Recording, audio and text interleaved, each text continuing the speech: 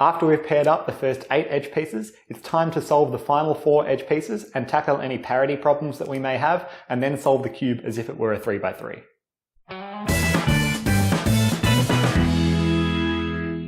So to solve our last 4 edges, we're no longer going to be using free slice because we don't actually have the capacity to store solved edges around the top or bottom layers anymore because we've solved the first 8 edges. Essentially, our strategy for solving the last 4 edges is to solve 3 edges, and then our last edge will either be solved by default or we'll have a parity problem that we need to tackle. So like with solving the first 8 edges, essentially what we're going to be doing is pairing up wing pieces with midge pieces, like this. However, when doing our last 4 edges, we need to be a little bit more careful and employ some different strategies so that we can always resolve our centers directly after we solve, either pair up one wing to a midge or solve an entire edge. So we need to always resolve our centers after we work on something. This is broadly similar to solving the first 8 edges. However, I'm going to show you a few different examples and techniques that you can use to solve the last 4 edges.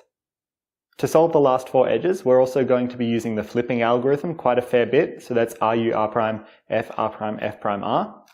So make sure you're very familiar and comfortable with that algorithm because we'll need to use it a fair bit.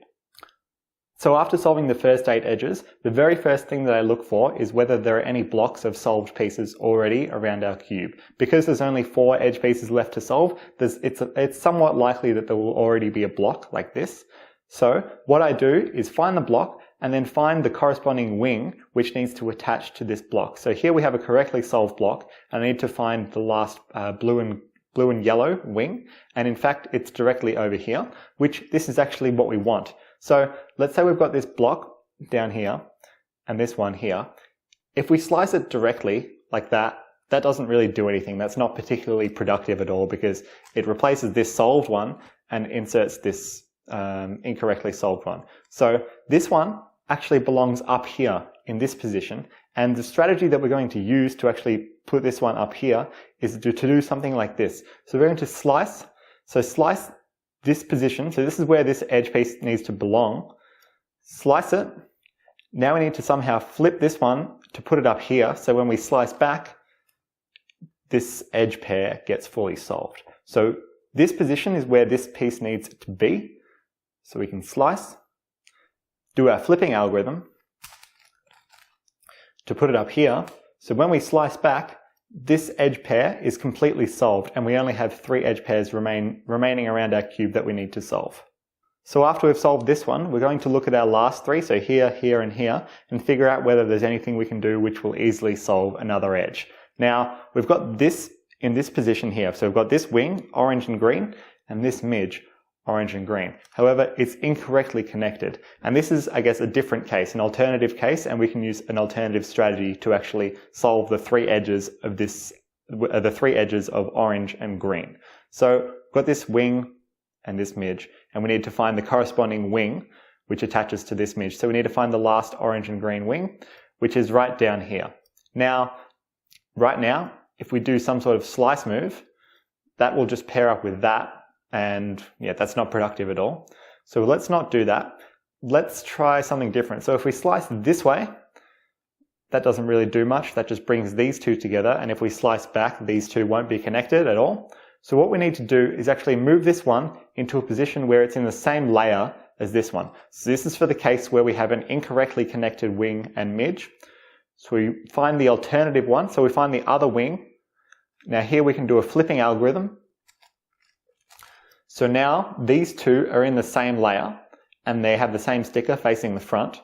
So what we can do then is simply replace this one. So grab this one, replace it with a slice move, and then we need to slice our centers back. But before we do so, we can flip this edge in place. So these 2 go down here, R, U, R prime, F, R prime, F prime, R, and then slice back, and that creates a fully solved edge. You might run into some cases when you're solving the last 4 edges or even the last 3 edges when there are no wing pieces attached to any midge. So here we've got the blue and orange. There's no blue and orange wing pieces attached to this one. Similarly for the blue and yellow. Same thing here and same thing here. Now what we need to do in this sort of situation is pair up one wing piece with one midge. So let's look at this one. We've got the orange and yellow and this orange and yellow one is down here. All we need to do is slice to attach it, flip it in place, so that when we slice back, these two won't be affected. And now we've got this case. So this case is where we have the midge and the wing, and they're incorrectly paired up. So the strategy, like I showed you before for solving this one, is to locate the last wing, which needs to attach to these two, put it in the same layer as the incorrectly solved wing. So here is the incorrectly solved one. Here is the one we need. What we do is slice, flip this block in place, and then slice back, and now that's correctly solved. The last two edges are the hardest two edges on the cube to solve. Our approach will be to just solve one of these edges, and then our other edge will either end up solved or we will have edge parity, and I'll show you what that means shortly. But effectively what we're going to do is do the same sort of thing as we did for the third last and fourth last edge. So we've got these two midges, and we need to make sure that at least one wing is either correctly attached or incorrectly attached to this midge. So we've got this one. Let's just slice it to attach it, flip, and then slice back. Now we've got this incorrectly connected case. So what we need to do is find the other wing. So it's right over here. Make sure it's in the same layer. If this one was, say, up here, what we need to do is either flip this block or flip this one. So let's flip this block, like so.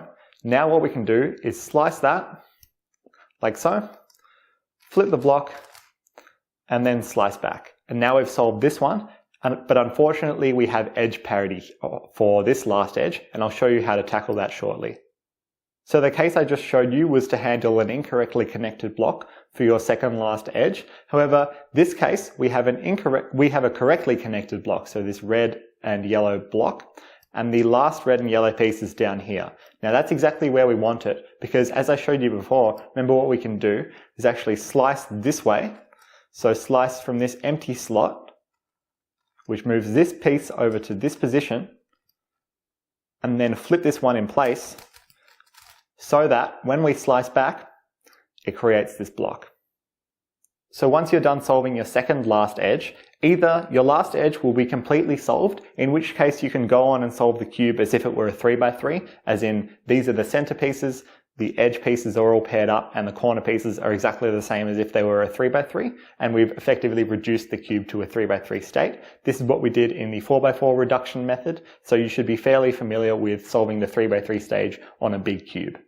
However, the one parity problem that we can encounter on a 5x5 is if we solve all of our edges and our last edge ends up like this, and this is what we call edge parity, and the algorithm that we're going to use to solve this case is very similar to the 4x4 OLL parity algorithm, except with one minor difference. So it goes like this. So it goes R, U2, X, R, U2, R, U2, R prime, U2, L, U2. And this is the only change we make. This is the only move change that we make. Instead of doing just one R prime like that, we're going to do a 3 R prime. So this is the change in movement from the 4x4 OLL parity algorithm. And then we go on as per normal. So U2, R, U2, R prime, U2, R prime, like that. Just for the sake of finishing the solve in this video, I'm going to go on and solve the 3x3 stage. So let's solve our cross on white. We've got this piece, this one, this one, and this one. So we can bring those like so, attach our last cross edge, and solve it. It's important that, again, because you have no inspection for your 3x3 stage on your 5x5, don't worry about solving the cross in too much of an optimal manner. Just try and solve it as quickly as possible, so you don't need to plan out your entire cross solution. You can solve 2 or 3 edge pieces at one time because you have no inspection to use. So let's continue on with our F2L, solving this pair, solving this F2L pair into the back right slot here, like so. We've got this F2L pair, another F2L pair,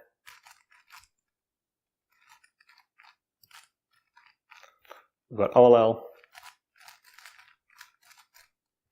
and PLL.